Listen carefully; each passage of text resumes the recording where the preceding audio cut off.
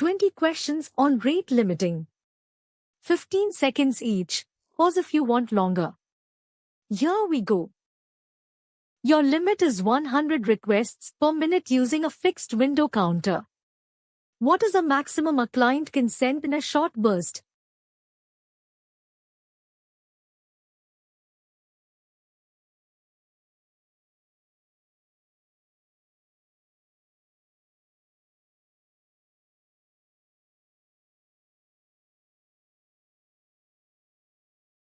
$200, double what you thought you'd allowed. Here's how. Your client waits until the very end of the window, fires off 100. The clock ticks over, the counter resets to 0, and it fires another 100 straight away. 200 requests, and not a single rule broken. That's the boundary burst, and it's why fixed window has a reputation. Which rate limiting algorithm is the industry default in most API gateways?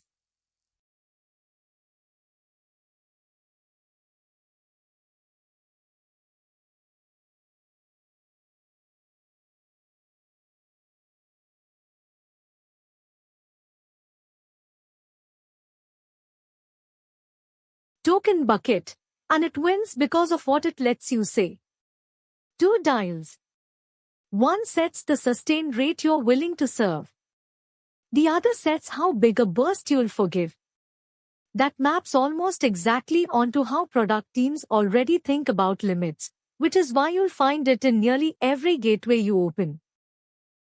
In a token bucket, what does the capacity parameter control?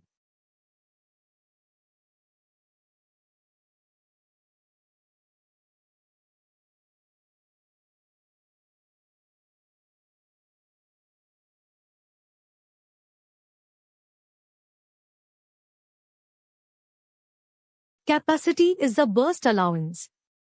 Think of it as the size of the bucket, how much a quiet client is allowed to save up and then spend all at once.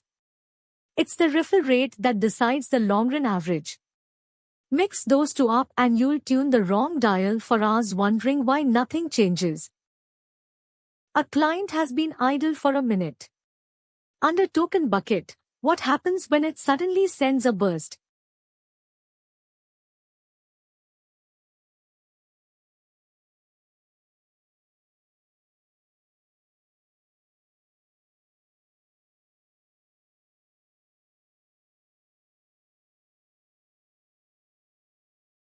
It gets to spend what it saved.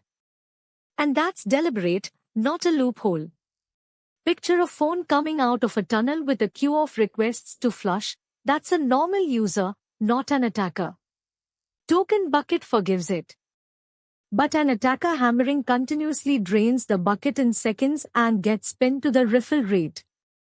Burst forgiven, abuse throttled. Why does the sliding window counter use two counters instead of storing every timestamp?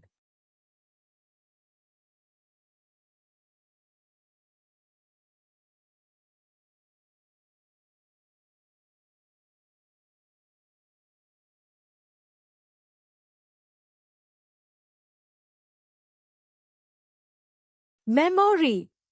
The sliding log keeps a timestamp for every single request, so a busy client costs you more the busier it gets.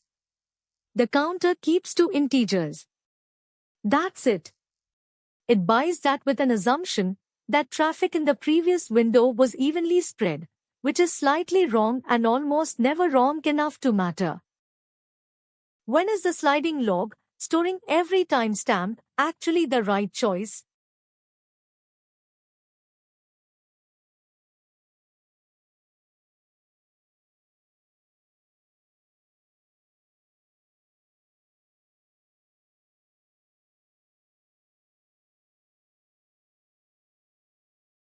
Low volume, high stakes.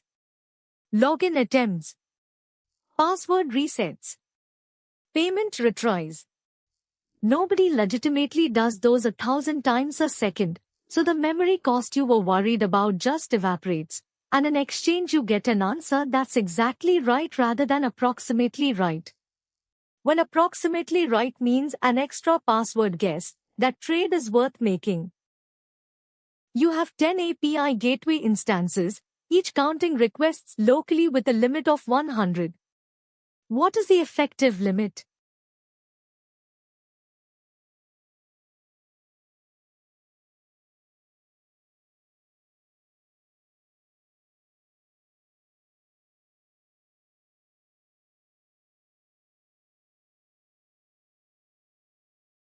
$8,000. Every instance is confidently enforcing its own 100, completely unaware the other 9 exist, and the load balancer is happily spraying one client's requests across all of them. You've got 10 limiters, not one limit. This is the moment every rate limiter design meets Redis. 2 gateway instances both read a counter at 99 simultaneously and both allow the request. What is this?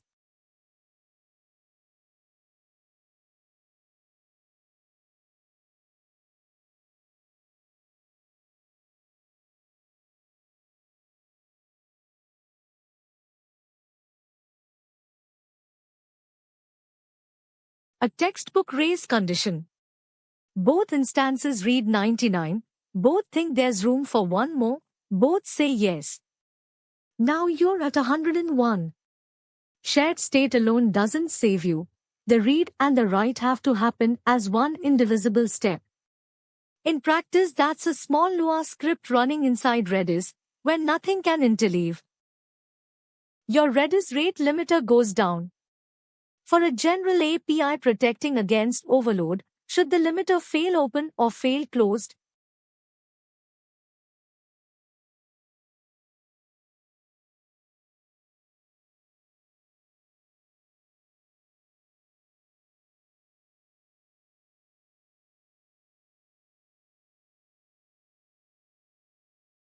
Fail open, and I want you to sit with why.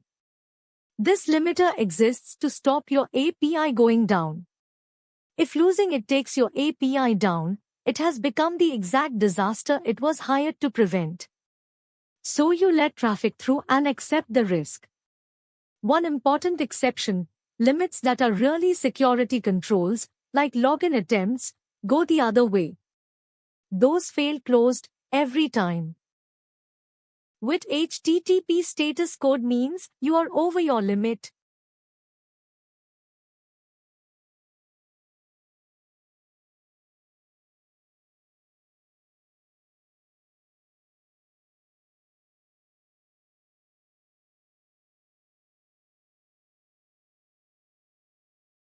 $429, too many requests.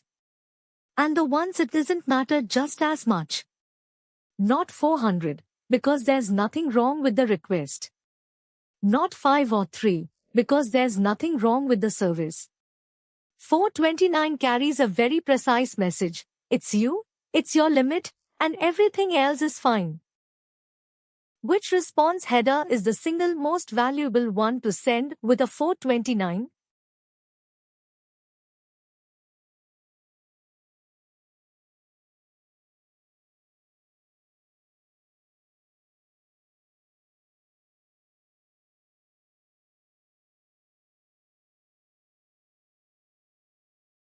Retry after, because it changes what the rejection means. Without it, you've said no and left the client guessing, and a guessing client retries too soon.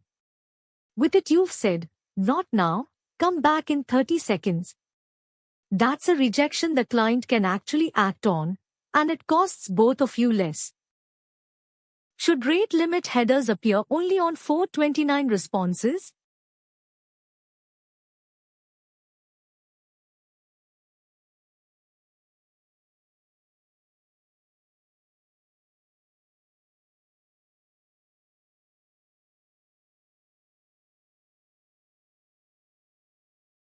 Send them on successes too.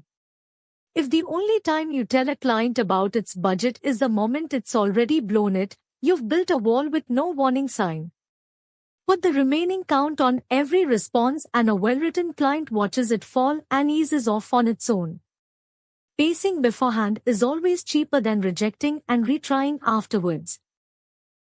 Should requests that get rejected with a 429 count against the client's limit?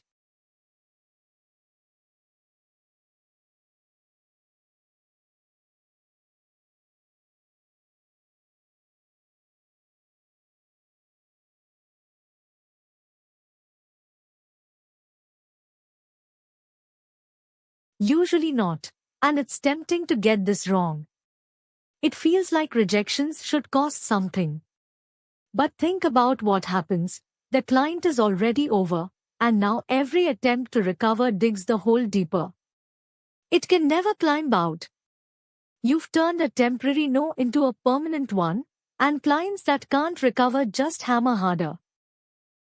8,000 clients get errors during a blip and all retry immediately, taking the recovering service down again. What is this called?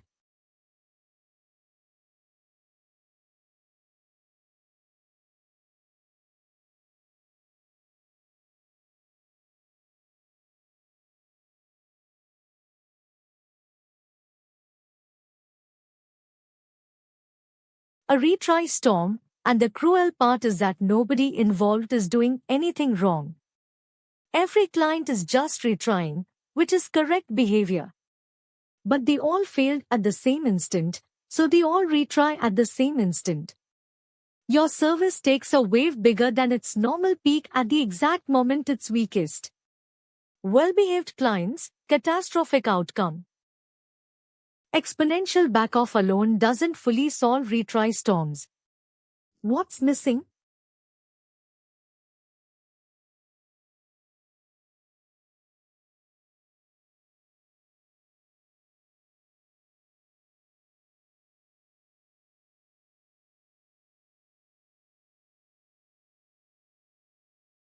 Jitter, and this is the one people miss. Backoff does spread retries out over time. But 1,000 clients that failed together back off together. They all wait 1 second. Then all wait 2. Then all wait 4. You haven't removed the spike, you've just scheduled it. Add a bit of randomness to each delay and the wave smears into a slope. The server sends retry after 30. Your client sleeps 5 seconds and retries. What have you done?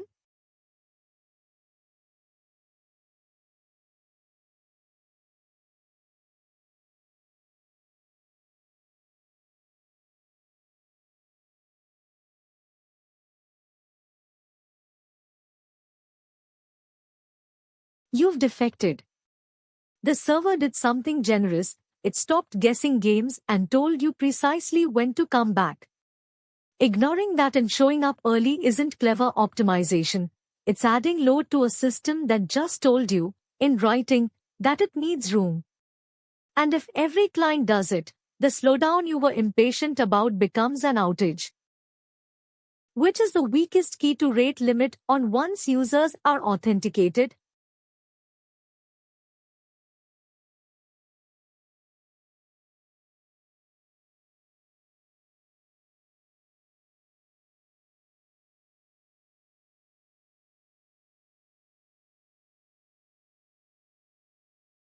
IP address, it fails in both directions at once.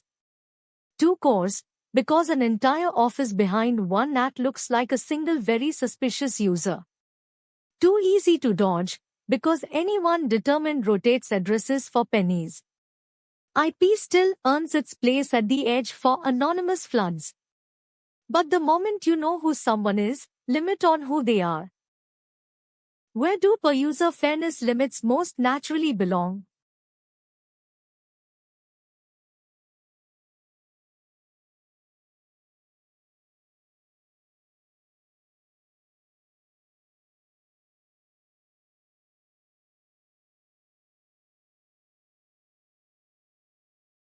The gateway, because of what it can say. The edge is fast but doesn't know who anyone is. Individual services know plenty but each only sees its own slice of a user's traffic. The gateway is the one layer that sees every request and knows who sent it, which makes it the only place per-user fairness can actually be enforced. For a course daily quota like 10,000 requests per day, which algorithm is genuinely fine?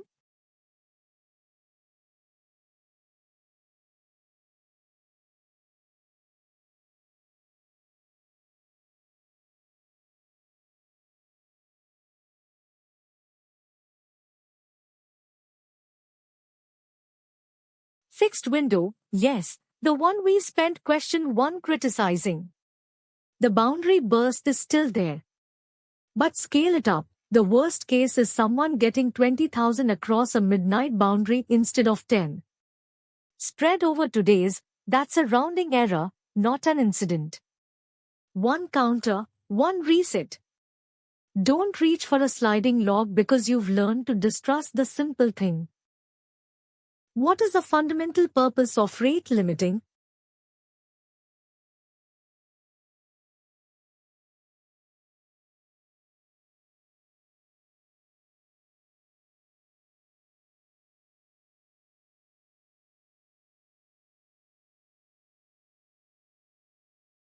Staying up. That's the whole thing. A rate limiter isn't a bouncer, it's a pressure valve. Turning away 5% of traffic cleanly is enormously better than serving everyone slowly and then serving nobody at all. Blocking abuse and enforcing paid tiers are real jobs, and they run on the same machinery, but they're the side effects. Saying no on purpose, so the yes keeps working, that's the point.